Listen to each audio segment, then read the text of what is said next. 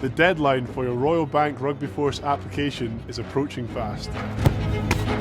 Make sure your club doesn't miss out. It's Kenny here from Scottish Rugby. I look after the BT Murrayfield. Welcome. Just a couple of things to add to Graham's chat there.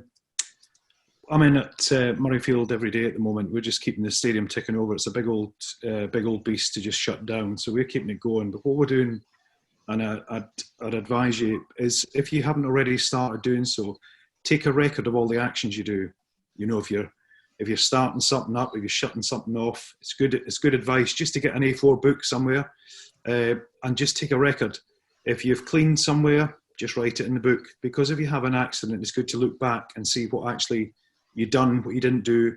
It's not backside covering or anything like that. It's just good for you to keep a record.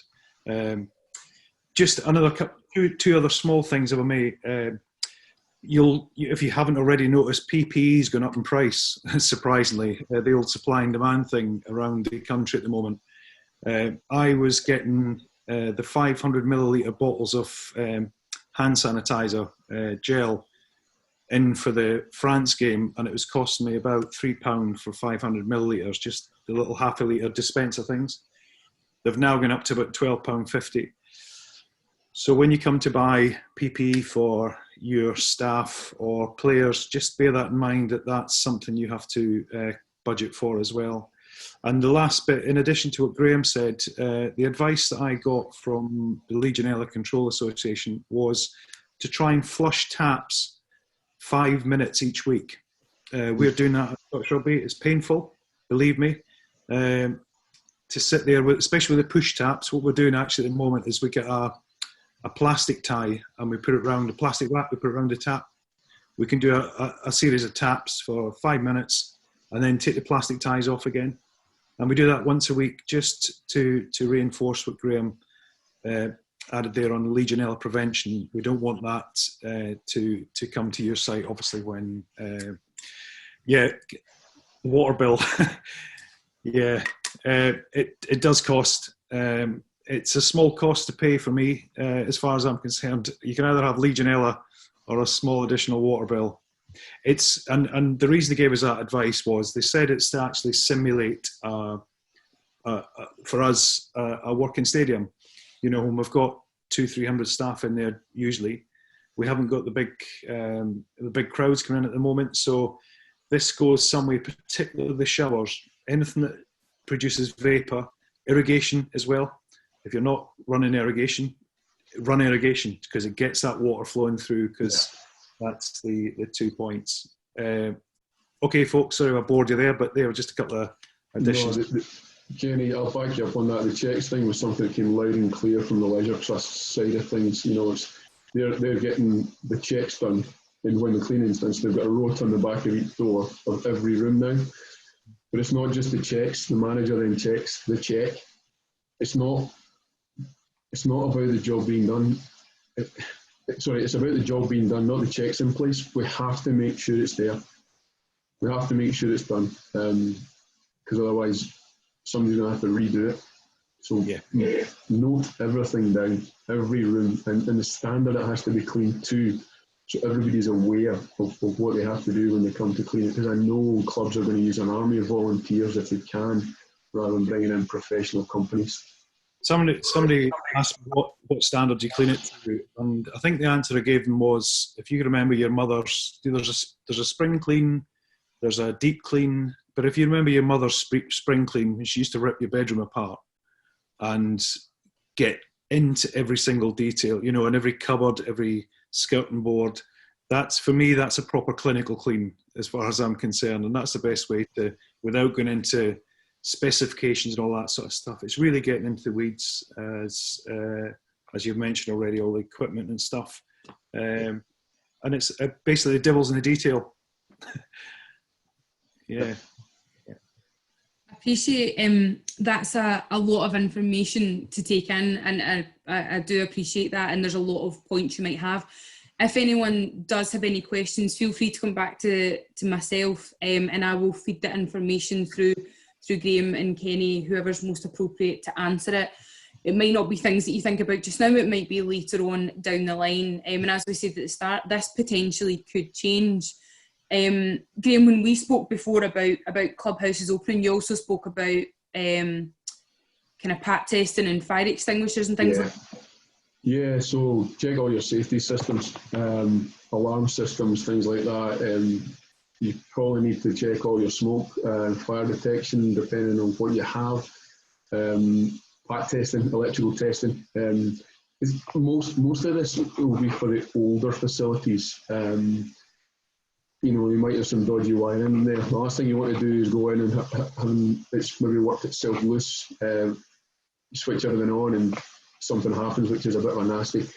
You know, there's so many things to consider. So it's your water services, your electric, your gas, your fire and security systems. You probably need to go down. Another one from Kerry, you probably need to keep a record of your security checks you've been doing while you've been out the building, if you can. Again, it's all based on when you can get down there, in line with the Scottish Government social distancing for business guidance. It's really onerous, but it is important. And as things ease in lockdown to the next phase, if it allows you to go in and start looking at what you need to do in your building, start to list it all. Hopefully, by the time you do get in, we'll have enough information on our website that we've shared with Scottish Rugby that you can then start to download it and start to implement it within your facilities. Just about going around that, Graham, what if there's specialists that need to come in and do that? Is that something we'd need to look at? Yeah, I mean, it's probably easy to do a Google search for companies in your area. It's probably worth sending an email around your members to see if anybody is in a test lab that can check that for you, maybe get you a reduced rate. Probably got electricians, might have a gas engineer. The difficulty will be is if they have to do a certification on it.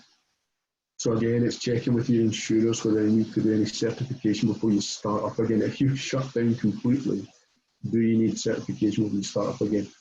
It's an unknown. Everything's going to be site specific. Your insurers will all be different as well.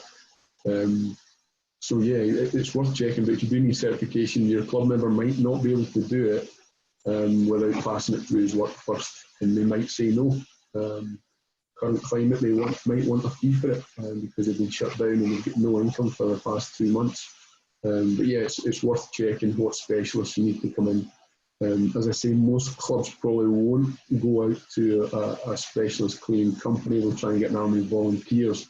We're hoping the information we get from the stuff from the Scottish Leisure Networking Group will have a schedule of cleaning, but also the equipment you need, not the products, but the equipment, different coloured buckets and tagging mops and things like that for different areas, so you're not spreading things around in terms of different detergents and whatnot.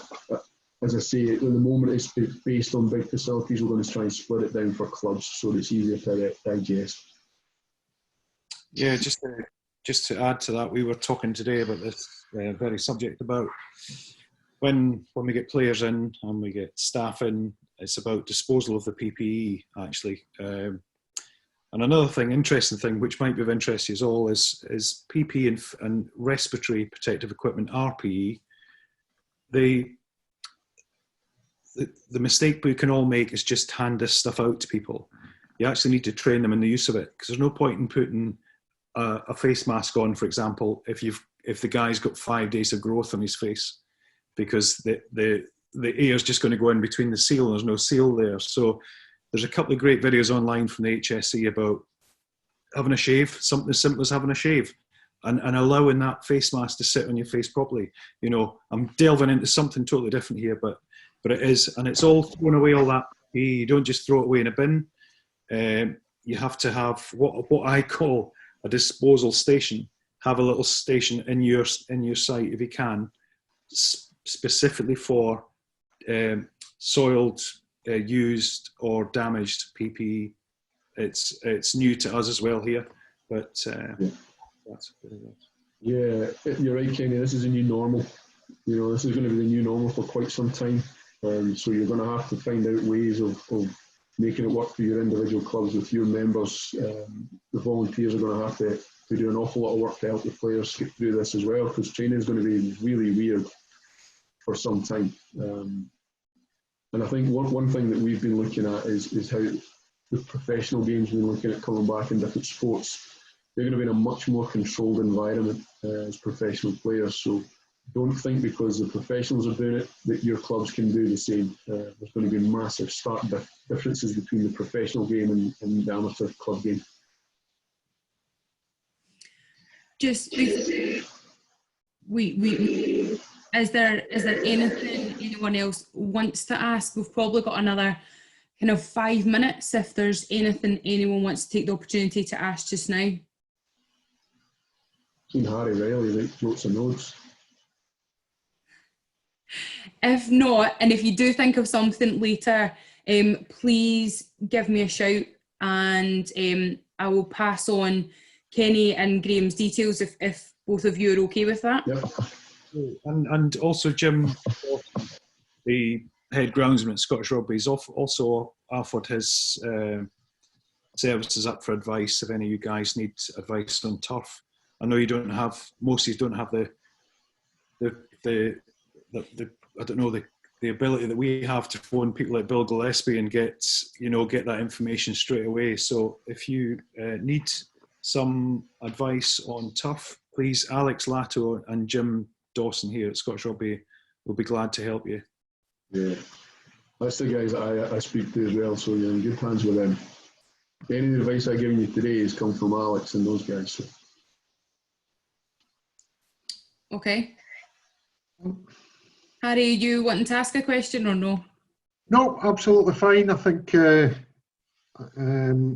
good to hear, what's potentially involved here.